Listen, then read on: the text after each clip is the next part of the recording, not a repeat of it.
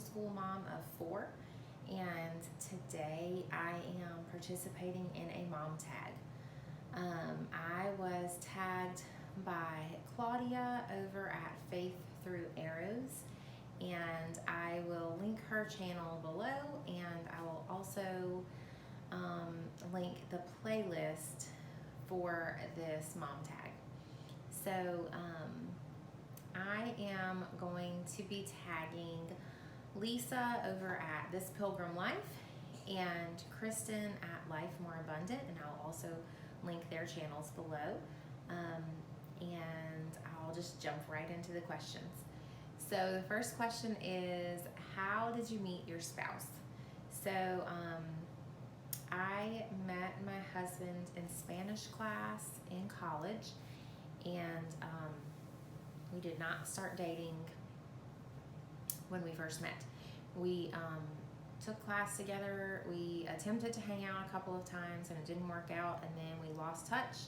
And 3 years later, we saw each other out on New Year's Eve, and he asked me out, but I was seeing someone, and so it didn't work out then either. And then not long after that, there was a turn of events, and I was able to hang out with him. And so I sent him a message on Facebook and asked him if he still wanted to get together, and he did. And we set our first date, and we didn't even wait until our first date to hang out. We figured out one night when we were talking that we lived in neighborhoods that were next door to each other, and so we ended up hanging out that night, kind of on a whim, and then we went on our official first date, and we both pretty much knew immediately that that was going to be the end of our dating life, and that we were going to be together forever. So we started dating in February that year, and we got married that same year in December. So once we knew, we decided there was no reason to keep waiting. So anyway, number 2 says, how old were you when you had your first child? I was 24. How many children do you have? We have 4 children. We have 2 girls and 2 boys in that order. And they are 7, 5, 4, and 1 currently, and some of them are about to have birthdays. Number 4 says, were all the things you heard about childbirth or adoption right or way off? So for me, it was a little bit off. We had an emergency C-section with our oldest, and I was, of course, terrified because it was an emergency C-section, but I was also terrified because both of my sister-in-laws had had C-sections, and they told me how horrible they were.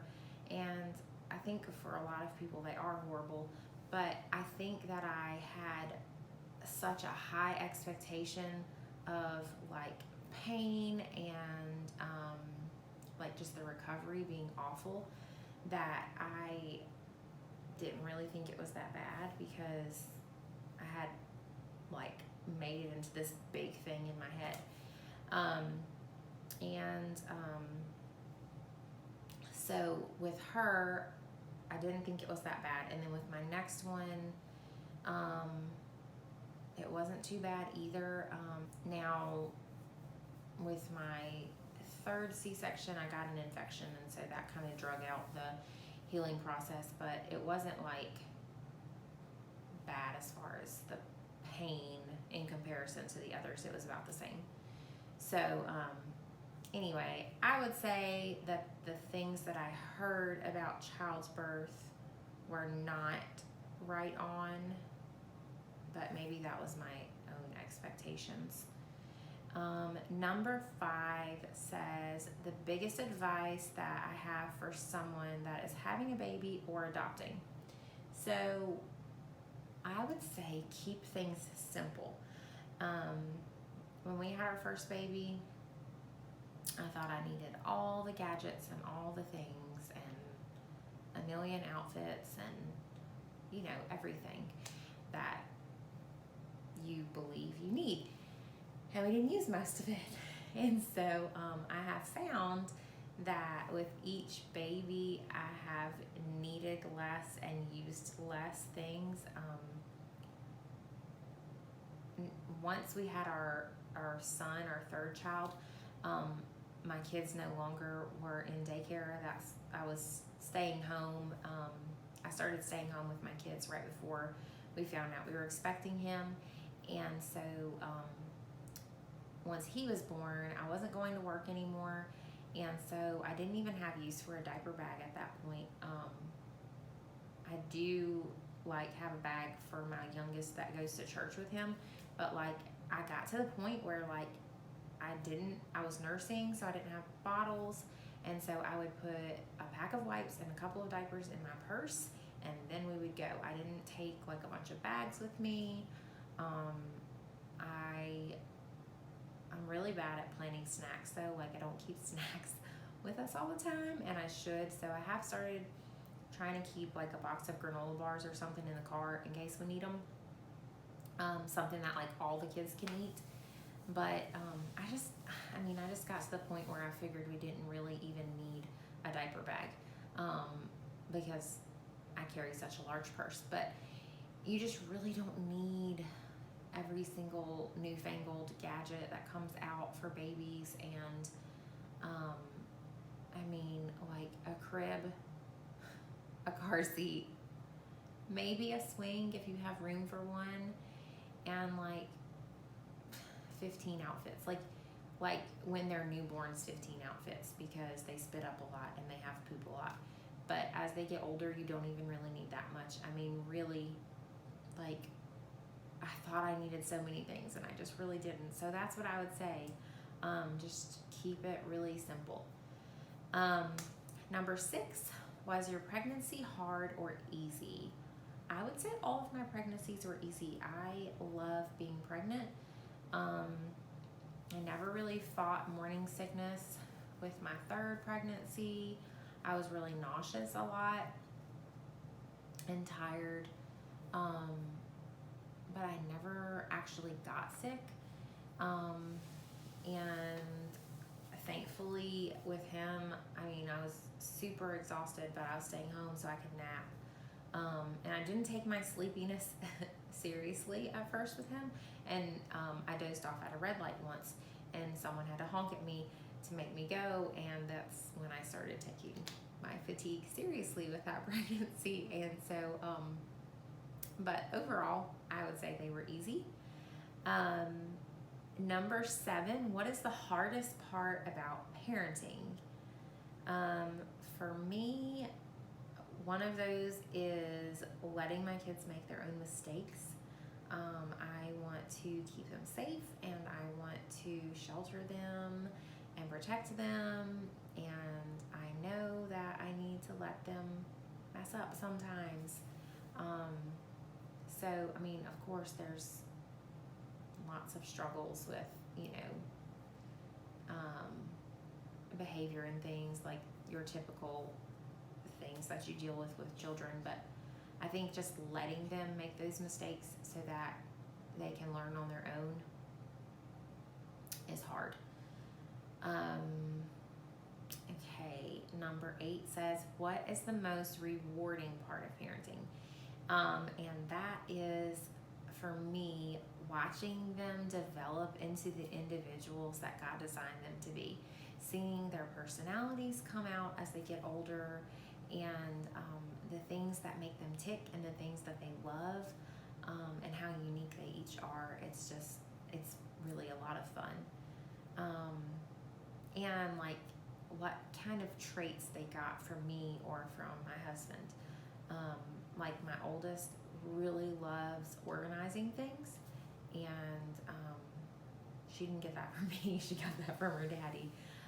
The only things I like to organize are paperwork, but she will get in my Tupperware cabinet and organize the mess out of it. She loves to do that. her sister is more like me, and she could care less about organizing. And so I just think it's really fun seeing how different they each are, but how they just fall perfectly into the personalities that God gave them. Number 9, do you have any hobbies or guilty pleasures? So my hobbies are baking and sewing. I bake more often than I sew because I feel like sewing with kids around can be more dangerous than baking, because the oven's always out. They always know, like from the start, they can't be around that. But sewing, we don't have like a space for me to leave that out all the time, and so like my toddler is curious about what the sewing machine is, and so I only am able to do that if he's napping right now. And by the time I pull everything out and start working on it, then it's time to put it all away before he wakes up. So I don't do that as often, but I do love to bake and I do love to sew. Number 10, if you had to sum up your goal as a mom in 2 words, what would that be? So mine would be create memories. And so like on my planner this year, I put the quote, be the mom you want them to remember. And so like for me, creating memories is of course, taking them to the park, or, doing the fun thing, playing with them around the house. But it's also like just being the mom that I want them to think of when they're grown. I don't want them to think of the mom that worked all the time or fussed all the time. I want them to remember me playing with them and having fun with them. So create memories would be how I sum up my goal in 2 words. And then the last question says to share one of your favorite family memories. Mine is kind of multiple memories rolled into one. One of my favorite memories is how my husband and I date our children. So we take turns taking our kids on dates, and so they each get a turn, one-on-one with mom and one-on-one with dad. And those are just some of the most precious times that we have. We get to have conversations that we wouldn't have with everybody around, and we get to like really experience our kids and just deepen that relationship with them. And so we like just let our kids each pick something to do. And we go away for an hour or 2 on our own, and it's just really precious time together. So if you don't date your kids, I think it would be something fun to try to do with them. And I think it's something that all parents should really try to do, especially if you have multiple kids, because of course they all crave to have attention from us that's their own and that they're not sharing with people. And then it's just really rewarding too for the parent to be able to do that. So those are all the questions in the tag. And be sure to check out Lisa and Kristin's videos when they do theirs, and go back and check out Claudia's and the other ladies that are in the playlist. I'll link all of those below. And if you want to join in this tag, feel free to do so. You can just make a video and add it to the playlist and tag some moms that you know. And if you aren't a content creator here on YouTube and you want to answer some of these questions, do so in the comments and we can talk back and forth about them. And if you like this video and want to see more, be sure that you subscribe and ring the bell so that you'll be notified when I have new content. And next week I will be sharing with you some of my favorite things that each either bring me joy or make my life easier. So be looking out for that. And I hope you all have a great week. Bye.